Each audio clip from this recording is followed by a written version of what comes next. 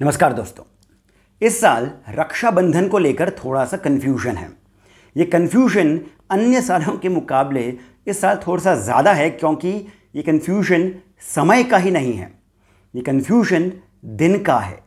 11 को है कि 12 को है।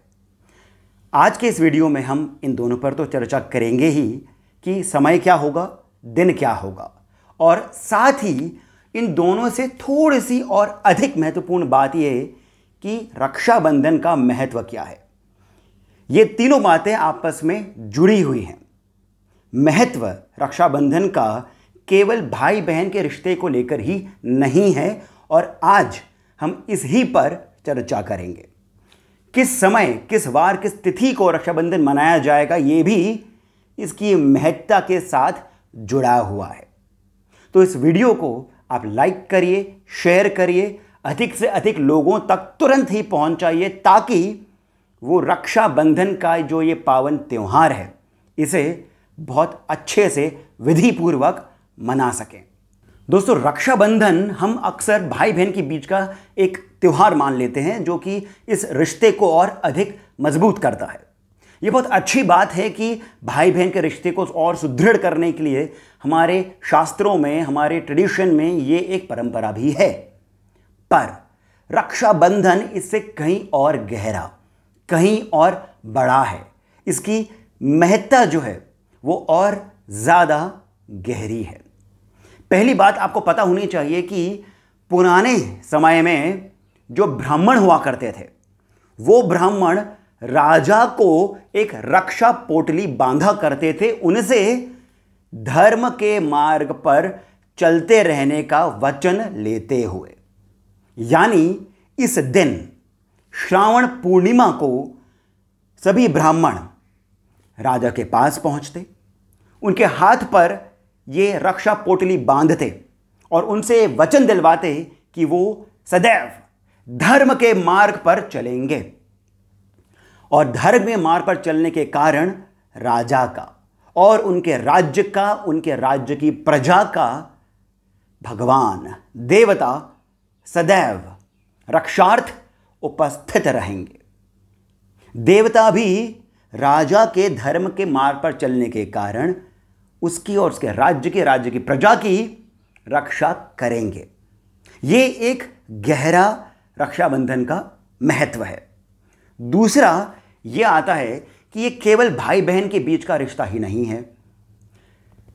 भविष्य पुराण में एक कथा आती है जिसमें भगवान श्री कृष्ण युधिष्ठिर से कहते हैं कि आप ये रक्षा पोटली बांधिए। मैं आपको एक रक्षा पोटली बांधता हूं। और ये कहते हुए भगवान श्री कृष्ण युधिष्ठिर के समक्ष एक मंत्र भी पढ़ते हैं। मंत्र में यह आता है कि जिस प्रकार राजा बलि को यह रक्षा पोटली बांधकर धर्म के मार्ग पर चलने के लिए उद्धृत किया गया, उसी प्रकार आप भी धर्म के मार्ग पर चलें, जिसके कारण आपकी रक्षा होगी। कितनी सुंदर और गहरी बात है दोस्तों। इस दिन यानी श्रावण पूर्णिमा के दिन हयग्रीव जयंती भी होती है, गायत्री जयंती भी होती है। ये नारली यानी नारियल को लेकर के भी पूर्णिमा मनाई जाती है। इसका बहुत महत्व है। इस दिन ब्राह्मण जन अपना यज्ञोपवीत भी बदलते हैं। यानी आप समझ सकते हैं कि ये केवल भाई बहन के बीच का रिश्ता और कुछ हंसी मजाक, मिठाई का लेन देन केवल यही और यहीं तक सीमित नहीं है। ये देश, राज्य, राजा, प्रजा, इन सभी को जोड़ने वाला एक बहुत महान, बहुत बड़ा त्यौहार है। यह अलग बात है कि आज के समय में इसकी महत्ता थोड़ी कम हो गई है। इन सब बातों को लेकर के, भाई बहन को लेकर के, तो रिश्तों को लेकर के एड्स भी आते हैं, मूवीज बनती हैं, वो सब अलग अलग बातें हो गई हैं। पर वो ज़्यादा पॉपुलर कल्चर की बात हो गई है। जो विधिपूर्वक, शास्त्रपूर्वक और न्याय संगत बात है वो यही है कि रक्षा पोटली राजा के लिए भी होती है, प्रजा के लिए भी होती है, केवल भाई और बहन के लिए नहीं होती है। अब जो मैंने आपको कथा बताई थी छोटी सी, जिसके अंदर श्री कृष्ण युधिष्ठिर से कह रहे होते हैं और वो मंत्र में ये कहते हैं कि जिस प्रकार राजा बलि ने ये रक्षा पोटली बांधी थी। अब इसकी क्या कथा है? इसकी छोटी सी कथा ये है, और इसका एक रेफरेंस हमारी ही एक वीडियो में आता है जब हमने देवशयनी एकादशी की कथा करी थी। इसमें हमने आपको बताया था कि क्यों 4 महीने भगवान विष्णु पाताल में रहते हैं। हुआ यूं था कि वामन देवता बनकर भगवान विष्णु महाबली के पास पहुंचे थे। यह कथा सभी को पता है। वामन देवता ने महाबली से 3 पग धरती मांगी थी और 2 पग में ही उन्होंने स्वर्ग और आकाश और धरती को नाप लिया। अब तीसरा पग कहां रखते?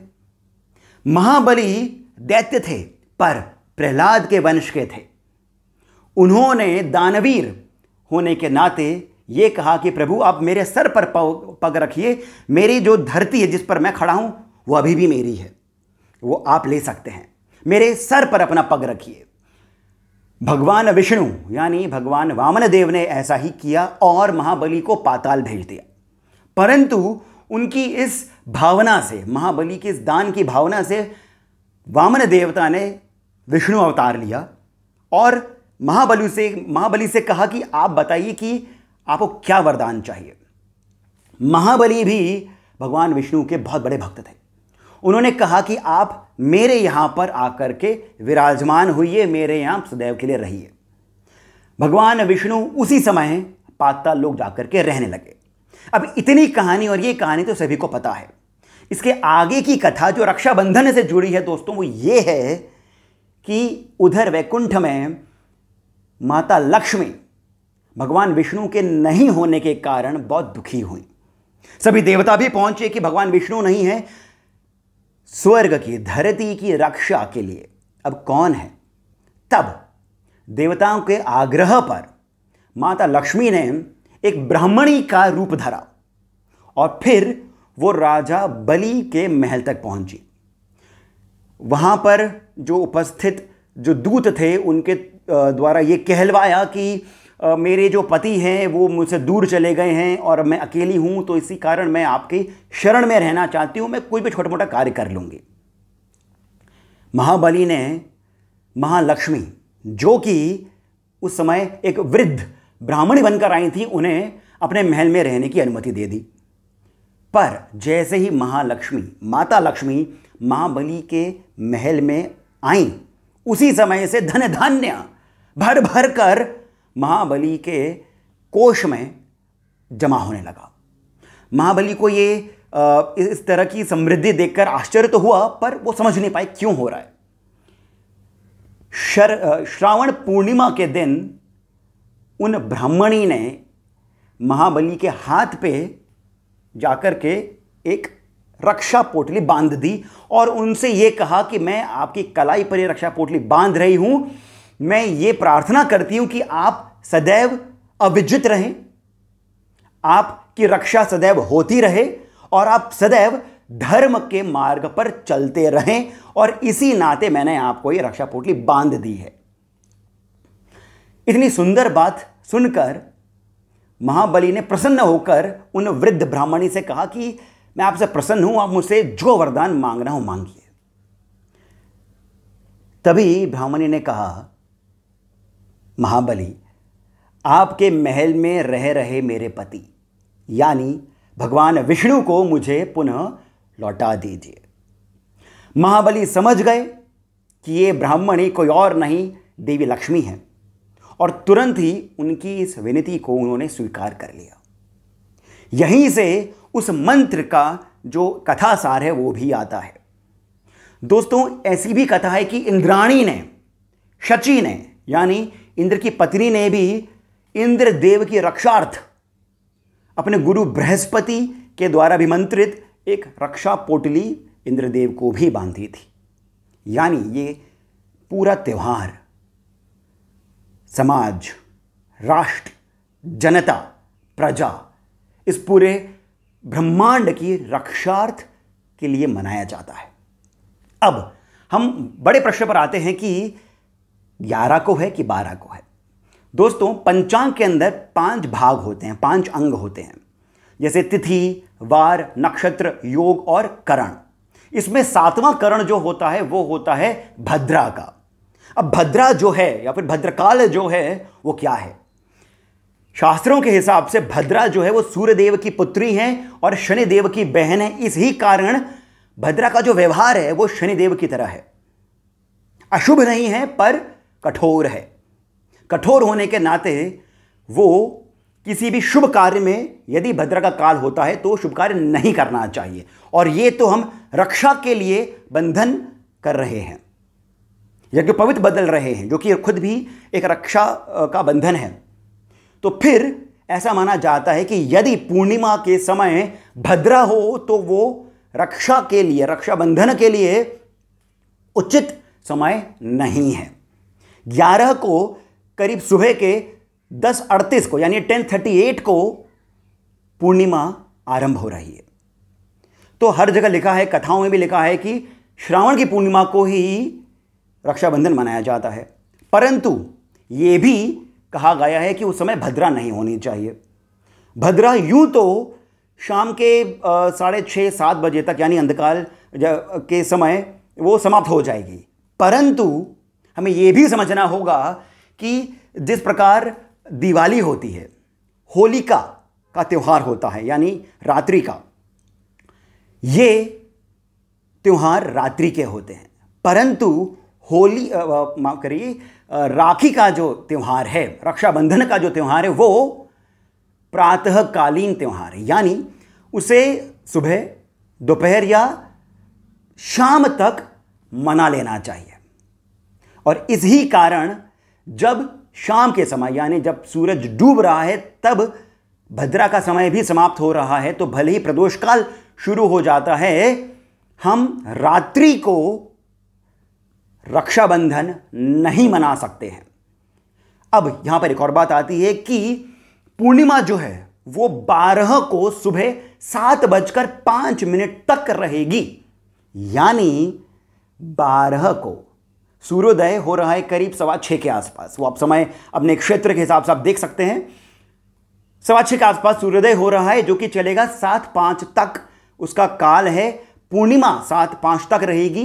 तो फिर उचित, उपयुक्त, बेस्ट समय जो है रक्षाबंधन का वो 12 तारीख को सुबह 6:15 से 7:05 तक के बीच में मनाने का है।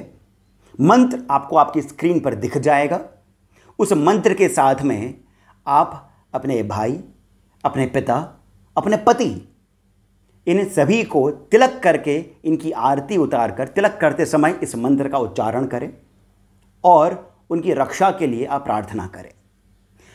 कहने की बात इतनी सी है कि यूं तो हम दिवाली भी कभी भी मना सकते हैं, हर दिन दिवाली हो सकती है, परंतु उसका एक समय निर्धारित किया गया है, जिस कारण उसको मनाने का, उन मंत्रों के उच्चारण करने का आपको जो फल मिलता है वो अत्यधिक मिलता है।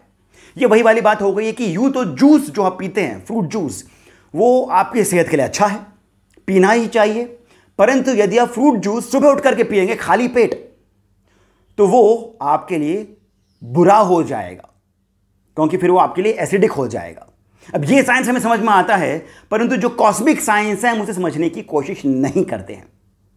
आपको अपने परिवार वालों से यदि दूसरे घर जाकर के मिलना होगा, खाना पीने का आपका कोई प्रोग्राम होगा, वो सब आप दोपहर को कर सकते हैं, कोई दिक्कत नहीं है, परंतु जो राखी बांधने का जो समय, जो बंधन का समय है, तिलक करने का समय है, मंत्र के उच्चारण का समय है, वो 12 तारीख को सुबह 6:15 के आसपास से लेकर के 7:05 तक के बीच में करिए। बच्चे जो हैं वो वैसे भी स्कूल जाने के लिए सुबह सुबह उठ जाते हैं, तो इसी कार्यक्रम को आप एक दिन और बढ़ाइए और इस त्यौहार का जो फल है उसको आप पूरे तन्मय होकर के आप ग्रहण करिए। मंत्र आपको एंड में इस वीडियो के स्क्रीन पे दिख जाएगा, डिस्क्रिप्शन पर भी इस मंत्र को डाल दिया जाएगा। कृपया करके ये मंत्र को पढ़ते हुए आप इस त्यौहार को मनाएं। ये त्यौहार आप सभी के लिए रक्षा का काम करे, इस देश की रक्षा का काम करे। हम सभी इस देश की रक्षा के लिए उद्धृत रहें हमेशा, इसी आशा के साथ, इसी अभिलाषा के साथ। मुझे यानी सिद्धार्थ को आप जानने की अब अनुमति दीजिए। धन्यवाद।